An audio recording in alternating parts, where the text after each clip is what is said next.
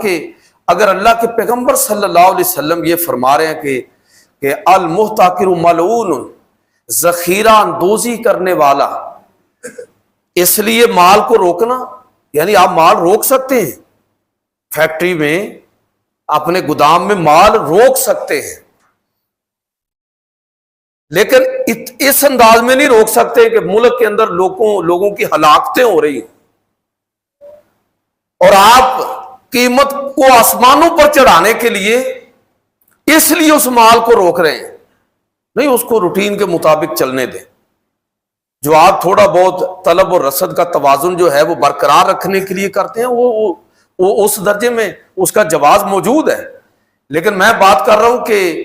سرمایہ دارانہ ذہن جو ہے، کیپٹلزم کی ساری اپروچ اور سوچ، طلب اور رسد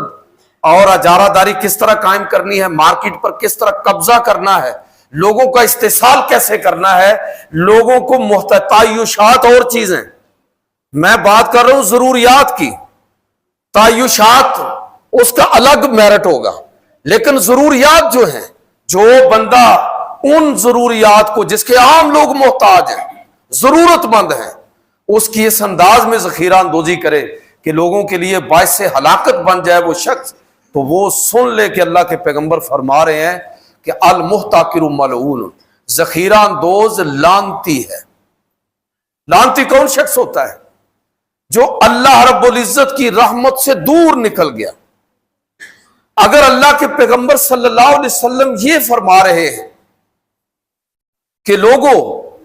لا دین لمن لا امانت لہ،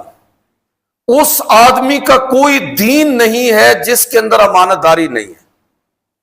تو اس بات کو سمجھنے کی ضرورت ہے کہ امانت انسانی کردار کا کتنا بڑا جوہر ہے جس کو کوئی آدمی ضائع کر دے۔